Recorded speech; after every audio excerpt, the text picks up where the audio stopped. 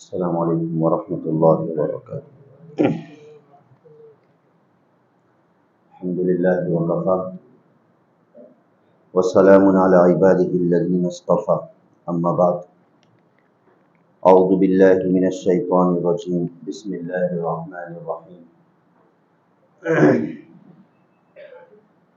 انا نحن نزلنا الذکر وانا له لحافظون، صدق اللہ العظیم۔ وقال النبی صلی اللہ علیہ وسلم لا یؤمن احدکم حتی یکون ہواه تبعا لما جئت به، او کما قال علیہ السلام۔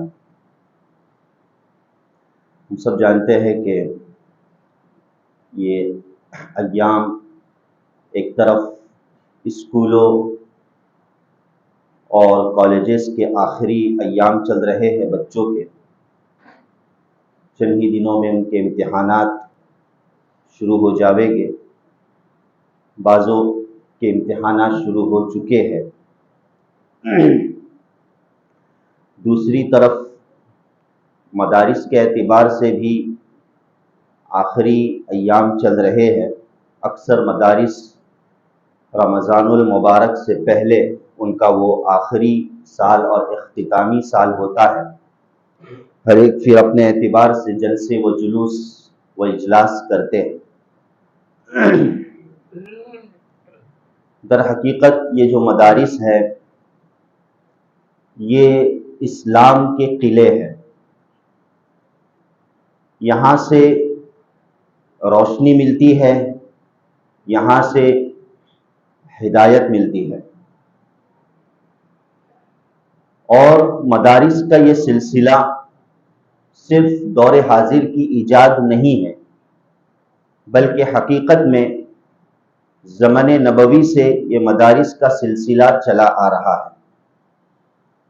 ان مدارس کو بدعات کہنا، نئی ایجاد کہنا، یہ بظاہر گستاخی ہوگی، اس لیے کہ چاہے مکۃ المکرمہ کا زمانہ ہو، اللہ کے رسول صلی اللہ علیہ وسلم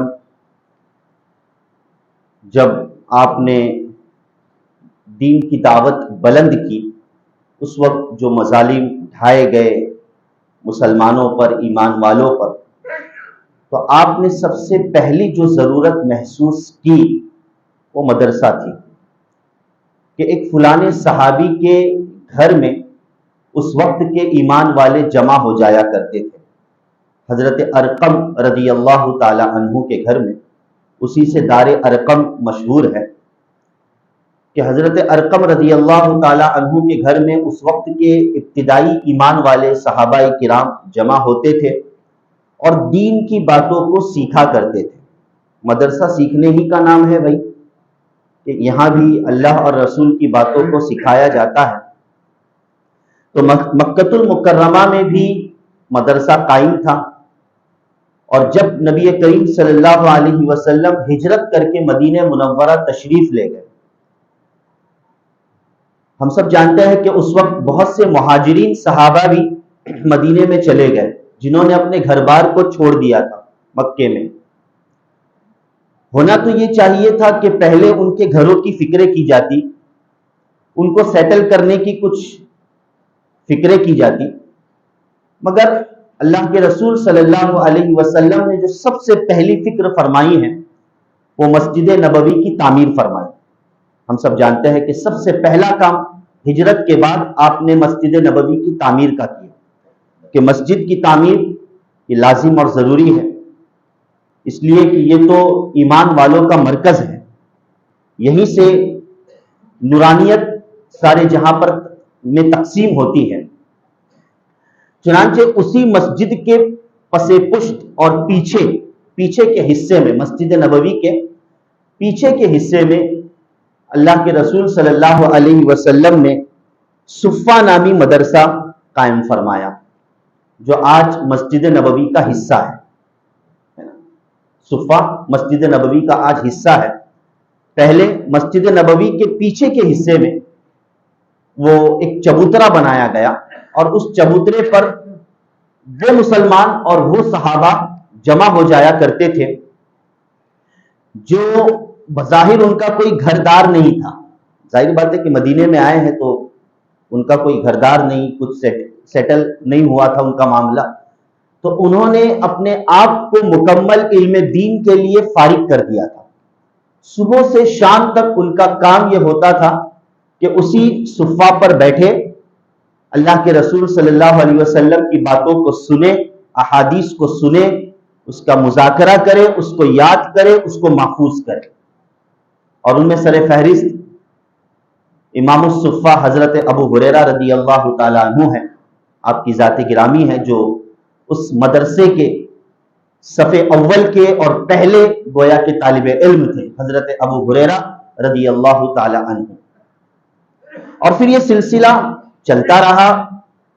دور خلافت میں چاہے حضرت ابوبکر صدیق، عمر فاروق، عثمان غنی، علی مرتضیٰ رضوان اللہ علیہم اجمعین کا دور ہو، ہر دور میں باقاعدہ مدرسے کی شکل دے کر اور مدرسے کے طور پر وہاں طالبان علوم نبوت کو پڑھایا جانے لگا اور وہ سلسلہ چلتا رہا. اور آج بفضل اللہ تعالی پوری دنیا میں کئی مدارس موجود ہے. خود ہمارے اس ملک ہند میں کئی مدارس، لاکھوں مدارس اللہ کے فضل و کرم سے کیا ہے موجود ہے. ہمیں یہ جاننا ہے، یہ سوچنا ہے کہ اگر یہ مدارس نہ ہوتے، اگر یہ مدارس نہ ہوتے تو کیا ہوتا. ظاہر ہے کہ اگر یہ مدارس نہ ہوتے تو ایمان نہیں ہوتا، اگر یہ مدارس نہیں ہوتے تو اللہ کی پہچان نہیں ہوتی، اگر یہ مدارس نہیں ہوتے تو در حقیقت نبی کی پہچان نہیں ہوتی. جی ہاں، یہ تو مدارس اللہ رسول کی معرفت کا ذریعہ ہے، اللہ رسول کی معرفت اور اللہ رسول کی پہچان کا در حقیقت ذریعہ اور مرکز ہے. انہی مدارس کے ذریعے سے تو ہم جانیں گے کہ اللہ کیا ہے، رسول کیا ہے.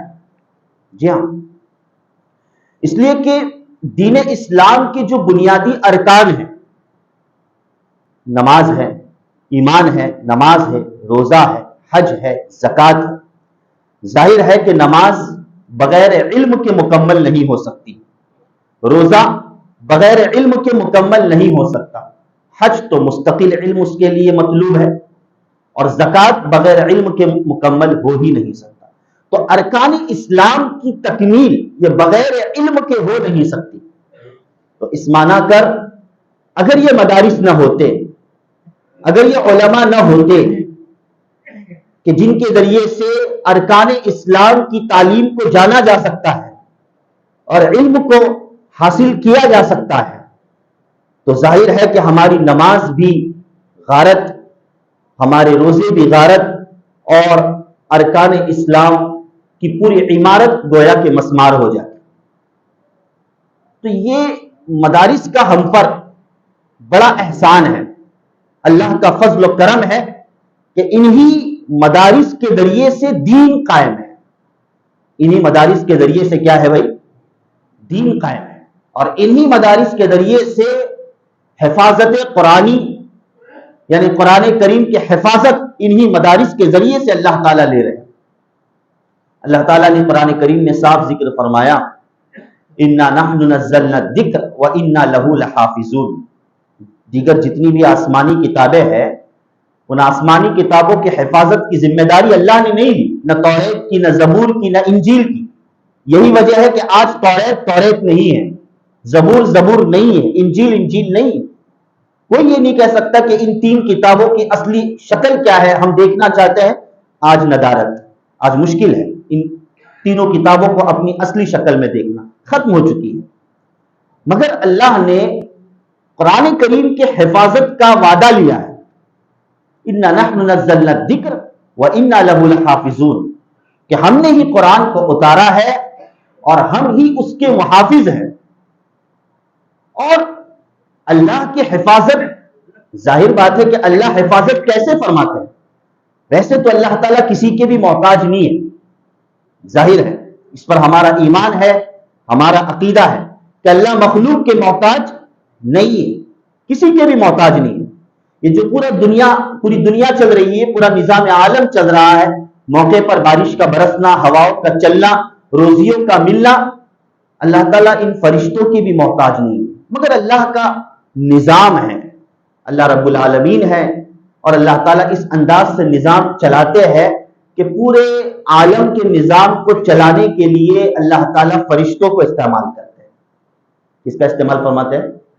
نعوذ باللہ من ذالک۔ اس کا یہ مطلب نہیں کہ اللہ فرشتوں کے محتاج ہے، کہ فرشتوں کے بغیر کام نہیں ہو سکتا، نہیں، لیکن اللہ تعالیٰ جمیل و یحب الجمال و یحب النظام، اللہ تعالیٰ نظام کو پسند فرماتے، سسٹم کو پسند فرماتے ہیں، اس لیے اس سسٹم کو چلانے کے لیے نظام عالم کے اللہ نے فرشتوں کو مقرر فرمایا۔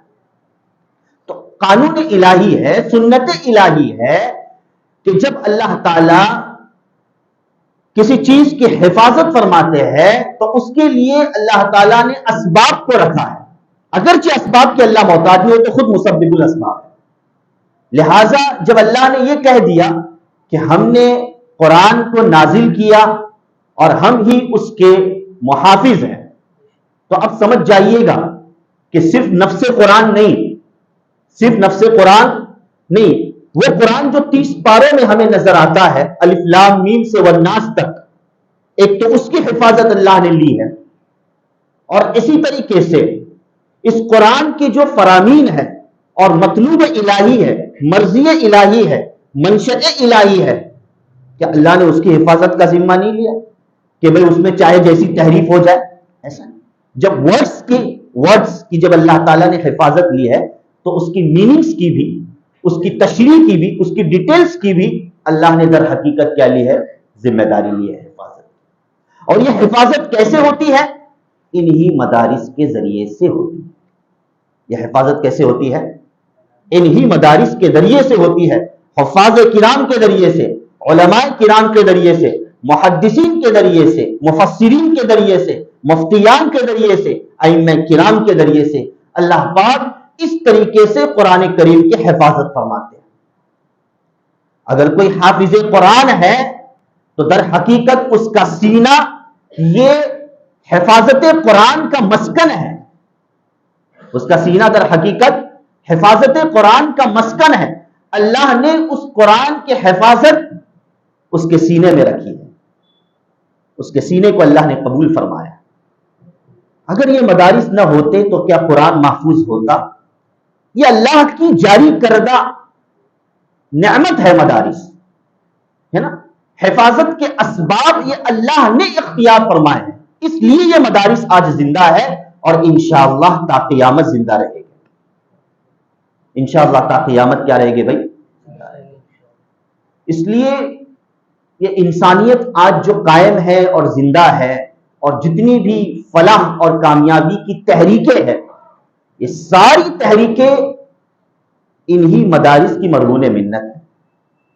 انہی مدارس سے یہ تحریکیں وجود میں آئی ہے، ورنہ تحریک نہیں ہے بغیر مدارس کے، یاد رکھیے گا۔ چاہے جو بھی تحریک ہو، جس تحریک کا منشا اور مقصد انسانیت کو زندہ رکھنا ہے، فلاح و کامیابی ہے، تو اس تحریک کو اپنے آپ کو مدارس سے وابستہ کرنا، یا کم از کم مدارس اور اہل مدارس سے محبت کا جذبہ رکھنا، یہ ان کے لیے لازم اور ضروری ہے۔ میری بات سمجھ میں آ رہی ہے نا؟ جی ہاں، جو بھی تحریکیں ہوں، آج خود ہمارے اس ملک میں جو بڑی بڑی تحریکیں ہیں، یہ در حقیقت مدارس کی ایجاد ہے، مدارس کی ایجاد ہے۔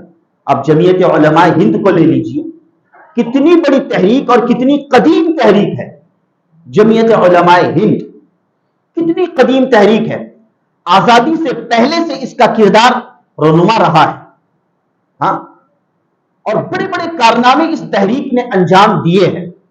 اس تحریک کو لے کھڑے ہونے والے کون تھے؟ انہی مدارس کی چٹائی پر پڑھنے والے حفاظ اور علماء کرام تھے، انہی مدارس کی بوریوں پر پڑھنے والے، پھٹی چٹائی پر پڑھنے والے علماء کرام تھے۔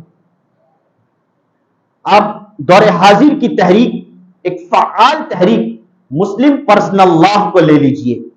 یہ مسلم پرسنل لاء کیا ہے؟ افسوس کہ ہم مسلمانوں کو یہ پتا بھی نہیں ہوتا کہ ہمارے اکابرین کتنے لوہے کے چنے چبا رہے ہیں اور دشمنوں کا مقابلہ کر رہے ہیں، مگر ہمیں کچھ پتا ہی نہیں ہوتا ہے، ہاں، کہ مسلم پرسنل لاء جنہوں نے گویا کہ اپنے ہاتھوں کو ڈال کر، یعنی شیر کے منہ میں اپنے ہاتھوں کو ڈال کر اپنا لقمہ نکالنے کی کوشش کی ہے کہ بھئی ہمیں ہمارا حق چاہیے، ہم پیچھے نہیں ہٹیں گے، ہم کوئی کمپرومائز دین و اسلام کے تعلق سے کرنے کے لیے ہرگز تیار نہیں ہے۔ تو ان مسلم پرسنل لاء کے تعلق سے یہ تحریک کو اٹھانے والے، اور بفضل اللہ یہ تحریک آج جو قائم ہے بغیر تفریق مذہب و ملت کے، اللہ کے فضل و کرم سے، یعنی اسلام کے اعتبار سے چاہے کتنے ہی فرقے کیوں نہ ہو، شیعیت ہو، بریلویت ہو، اہل حدیث ہو، سارے لوگ اس پرسنل لاء بورڈ کے اندر ملحق ہیں، اور الحمدللہ اس تحریک کو اٹھانے والے یہی علماء کرام ہیں۔ دور حاضر میں اللہ کے فضل و کرم سے جس تحریک سے ہزاروں نہیں بلکہ لاکھوں کو ہدایت ملی ہے، ہزاروں نہیں بلکہ لاکھوں کو ہدایت ملی ہے، ہزاروں نہیں بلکہ لاکھوں بے نمازی بنے ہیں، اور ہزاروں نہیں بلکہ لاکھوں شرابی جواری جنہوں نے اپنی شراب کو، جوئے کو اس تحریک میں لگنے کی بنا پر چھوڑ دیا ہے اور توبہ و تائب کر کے اللہ کے گھر کو اپنا مسکن بنایا ہے۔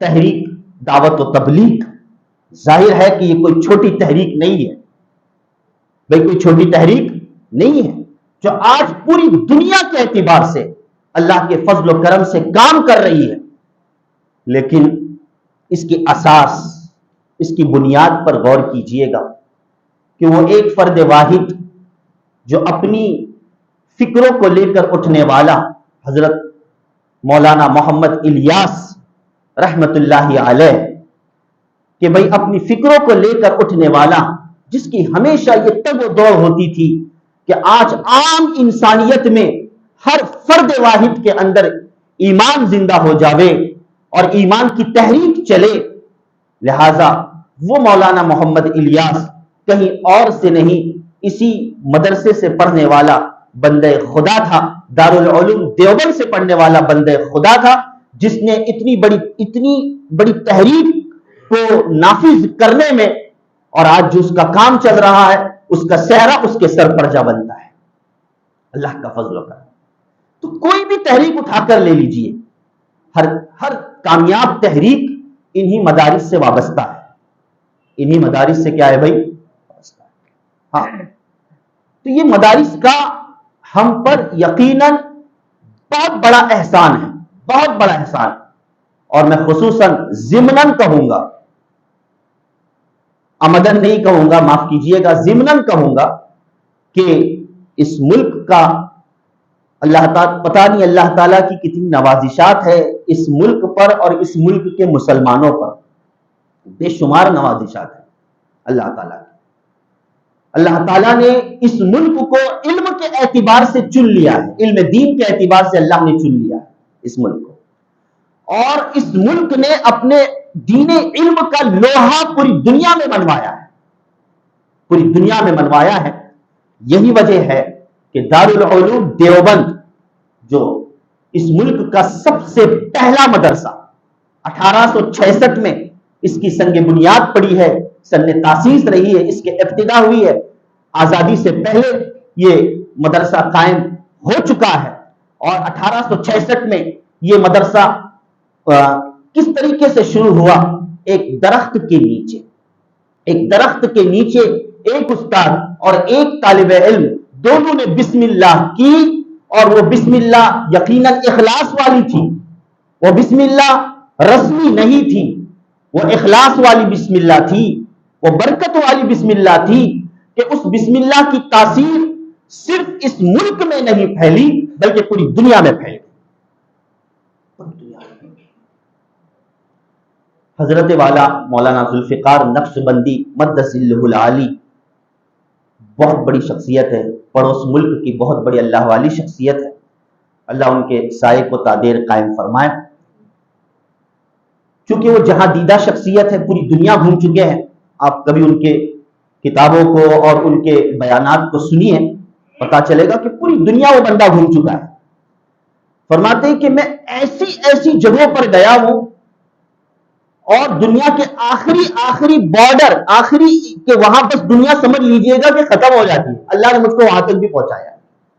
جی ہاں، لیکن میں بڑے فخر کے ساتھ کہتا ہوں، حضرت فرما رہے کہ میں بڑے فخر کے ساتھ کہتا ہوں کہ میں دنیا کے کسی بھی کونے میں گیا، میں نے دیکھا کہ دارالعلوم دیوبند کا فارغ عالم دین اس علاقے میں اور اس دنیا کے کونے میں خدمت دین کو انجام دے رہا ہے۔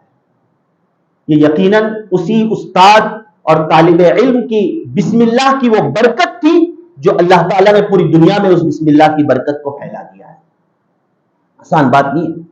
وہ دارالعلوم دیوبند، یہ دیوبند کسی فقط اب مدرسے کا نام نہیں ہے، بلکہ دارالعلوم دیوبند یہ در حقیقت عقیدے کا نام ہے۔ دارالعلوم دیوبند در حقیقت نظریات کا نام ہے۔ دارالعلوم دیوبند در حقیقت ایمان کی حفاظت کا نام ہے۔ جی ہاں، ایمان کی حفاظت کا نام ہے۔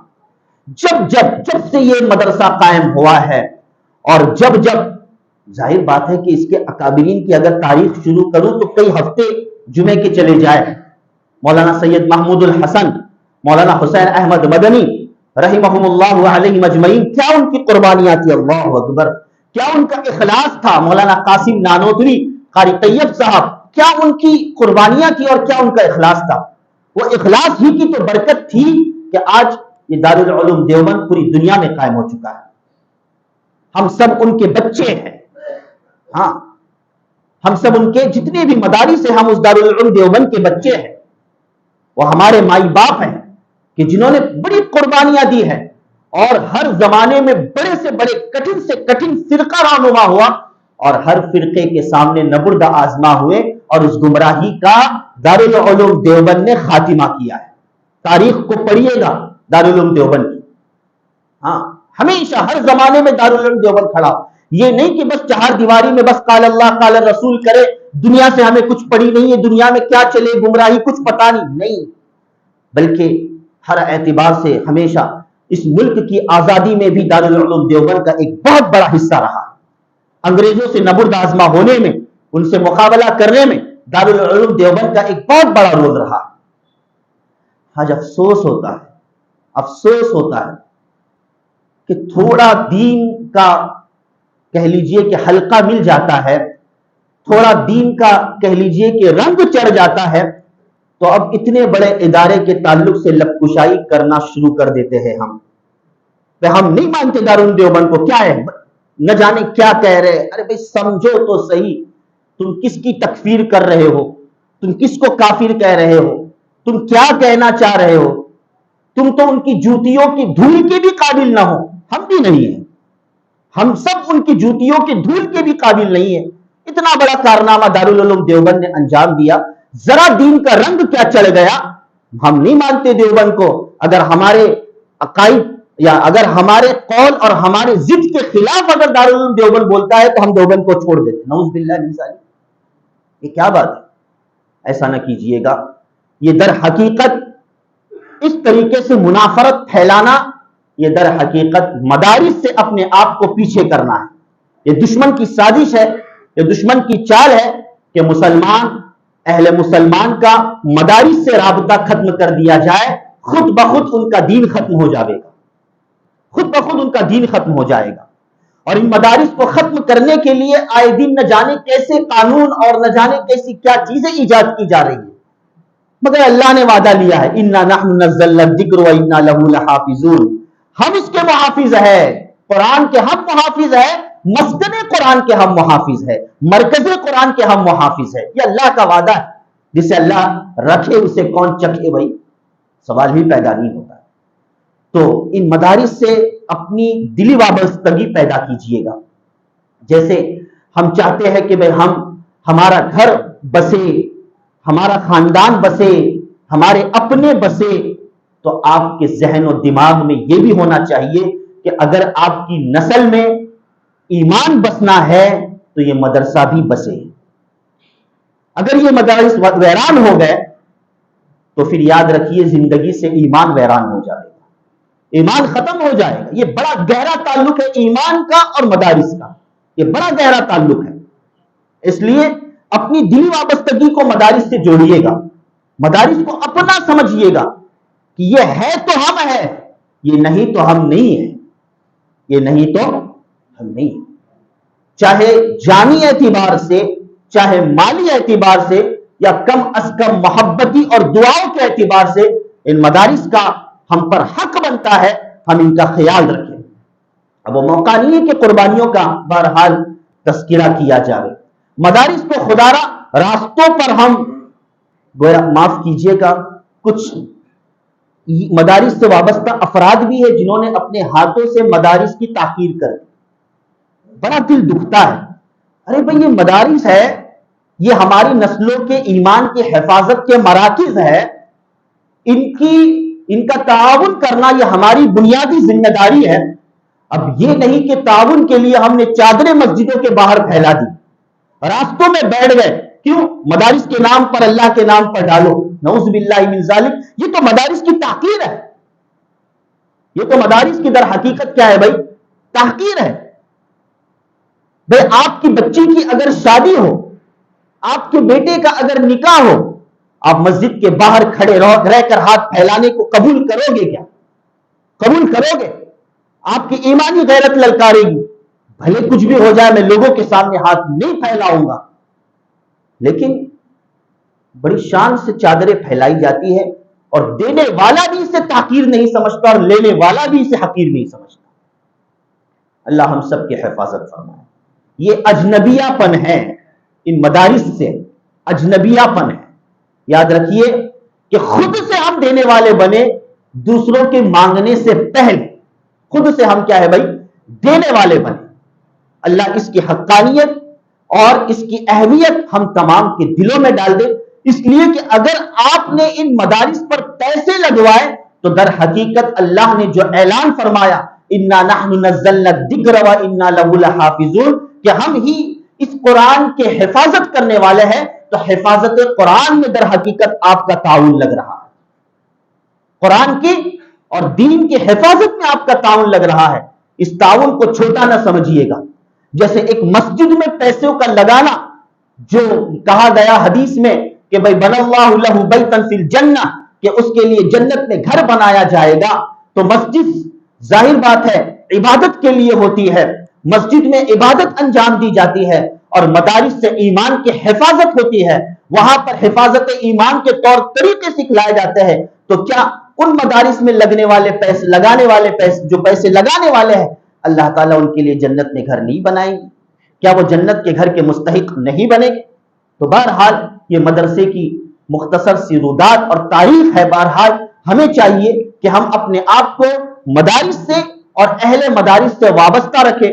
اگر یہ مدارس نہ ہوتے تو اللہ کی قسم اس مصلی پر کھڑے ہونے والا ہم کو امام نہیں ملتا، ہماری نمازیں درست نہیں ہوتی، ہمارے قرآن درست نہیں ہوتے، نہ ہمیں حدیثیں سمجھ میں آتی، نہ دین کی موٹی باتیں سمجھ میں آتی۔ تو یہ اللہ کا احسان ہے مدارس جب تک ہے، لہٰذا چاہے مخالفین اور چاہے دشمنان اسلام ان مدارس پر نت نئے طریقے سے یلغار کرنے کی کوشش کرے، مگر ایسے موقع پر ایمان اور اہل ایمان جڑ جائے ان مدارس کی حفاظت کرنے کے سلسلے میں۔ یہ صرف ذمہ داری ان چند مولویان کی نہیں ہے کہ وہ جو مدارس میں لگے ہیں کہ وہ دیکھے اور ان کا مدرسہ دیکھے۔ یاد رکھیے گا میں صاف کہتا ہوں اور اللہ والوں سے میں نے سنا ہوں اور آپ نے بھی سنا ہوگا کہ جن مدارس میں پڑھنے پڑھانے والے یہ مولویان ہیں، اللہ کی قسم اگر یہ دنیا میں لگ جاوے، اگر یہ کسب معاش میں لگ جائے تو یہ آپ سے آگے بڑھ جاوے گے۔ اللہ نے انہیں وہ صلاحیتیں دی ہے، اللہ نے انہیں وہ قابلیتیں دی ہے، لیکن ہر ایک کی نیتیں ہوتی ہے، کچھ اخلاص ہوتا ہے۔ اگر سب کے سب اس کسب معاش میں لگ جائے تو دین کا ایک بہت بڑا حصہ گر جاوے گا۔ اللہ تعالیٰ نے قرآن میں تشکیل فرمائی ہے، آیت پیش کر کے بات ختم کرتا ہوں۔ فَلَوْلَا نَفَرَ مِن كُلِّ فِرْقَةٍ مِّنْهُمْ طَائِفَةٌ لِيَتَفَقَّهُوا فِي الدِّينِ۔ کیوں نہیں ایسا ہوتا؟ اللہ کہہ رہے کیوں نہیں ایسا ہوتا کہ تمہارے میں سے کچھ لوگ نکل جاتے، تمہارے میں سے کچھ لوگ نکل جاتے، کیوں نکل جاتے؟ لِيَتَفَقَّهُوا فِي الدِّينِ، تاکہ دین میں ریسرچ کرے، تاکہ دین کی تعلیم میں کیا کرے؟ ریسرچ کرے۔